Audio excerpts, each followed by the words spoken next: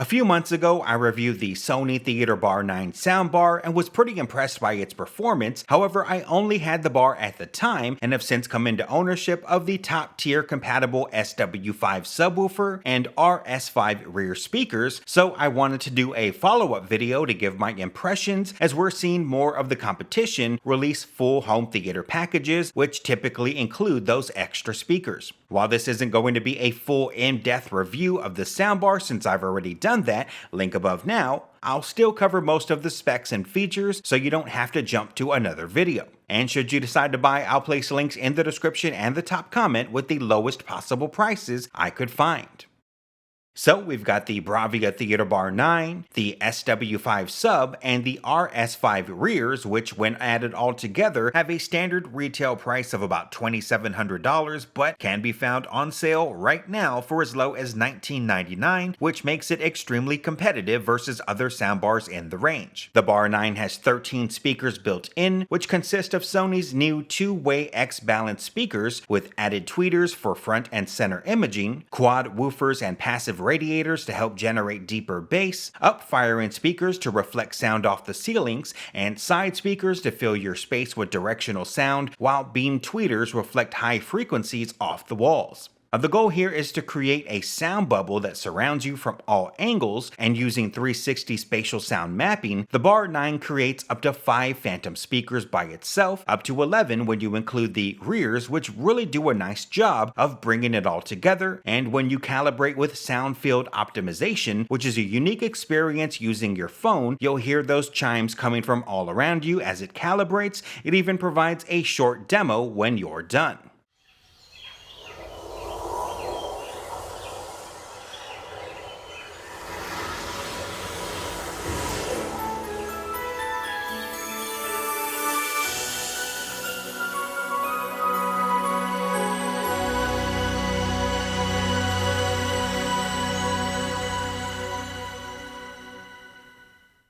That brings us to something I want to share when it comes to Dolby Atmos soundbars in general to help you get the most out of whatever soundbar you ultimately go with. I've always been an advocate when it comes to acoustic panels. You'll find them in all my videos, in my home studio, and in my main home theater, where all sound is coming directly from a speaker and not being bounced off the walls. Because soundbars create that bubble and need reflections to do it, this is the only time I'm going to suggest that you not use acoustic panels and even avoid curtains if possible, or anything that could absorb sound waves. In a normal situation, acoustic panels absorb reflections, so you get a sharper image with more clarity, but I found that soundbars sound amazingly better in my bedroom, which has zero treatment on the walls or windows, versus my main space, which has panels everywhere. Allowing your soundbar to use reflections to its full potential is key and will make a huge difference, and making sure your side walls are the same distance to the soundbar will help too. Just a few tips to help your setup sound even better.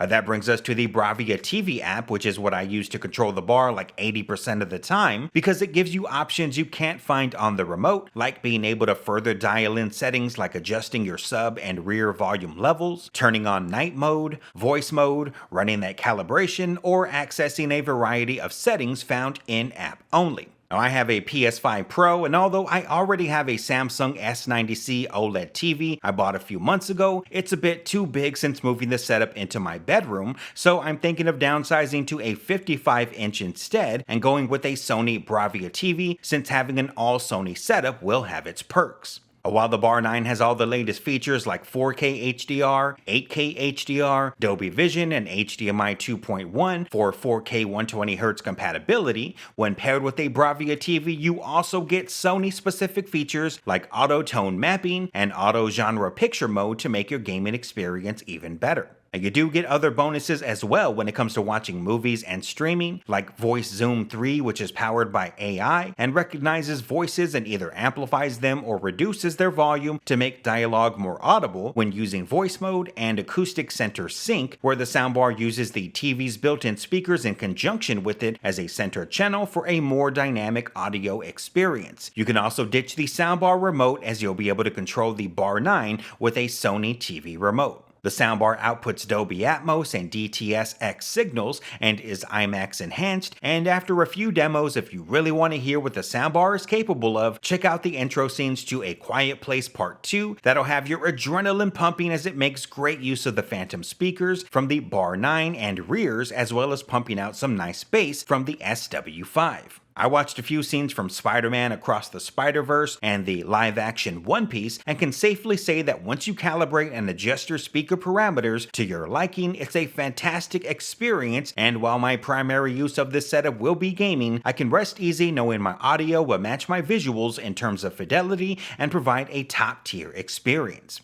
For music listeners, you get compatibility with Spotify Connect, Apple AirPlay 2, and Bluetooth, as well as high-res audio, low-res upmixing, and 3D reality audio. I'm more of an audio interface and studio monitors guy when it comes to music, but the Bar 9 did a respectable job. Because this is going in my bedroom, and I'm assuming a large majority who will be buying this are renters who may prioritize a more mobile setup, easier to move, I appreciate it being the smallest and most lightweight in the range, where other brands have gone with the built like a tank route where they might have some serious size and weight, and while the body may not be built out of aluminum or metal, I can appreciate the hard plastic bottom and back with fabric grille wrapping around the front of the body. Bigger isn't always better, and in this case they've managed to get the same level of quality audio out of a smaller, more manageable package. Moving on to the SASW5 subwoofer, it has a omnidirectional block design which features a magnetic circuit inside, which helps the 7-inch driver and passive radiator deliver deeper bass, and I'll be honest here, you're not going to get the most earth-shattering bass that'll rattle your walls and anger your neighbors, but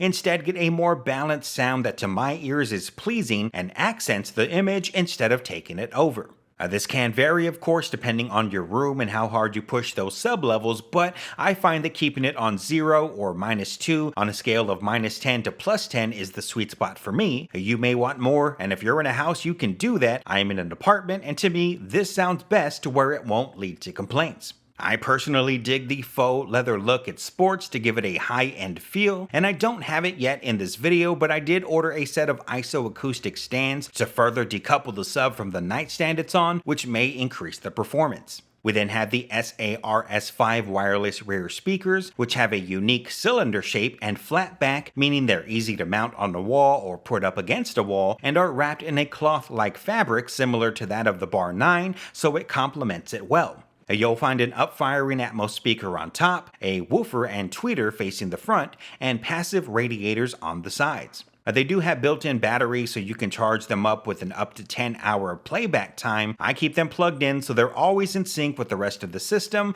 and never need to be charged. They do a great job when combined with the Bar 9 in creating those phantom speakers and making your sound more immersive. Just run your calibration and dial into taste. Once again, when on sale, you can get all of these components for about $19.99, which makes them one of the best deals in the range. And before you start asking which soundbar should I buy, stay tuned as I'll have a video coming soon where I list my personal top 3 soundbars to help you make your decision. In the end, I'm running with the Theater Bar 9 to pair with my PS5 Pro, and may even grab a Bravia TV to complete the set and get all the advantages of a full Sony setup. If you appreciated this content, consider hitting that subscribe button and notification bell, as I'll have plenty of home theater content coming your way, and if you'd like to support the channel, consider using those links in the description and top comment. Now that's going to wrap things up for today. I'll see you next time.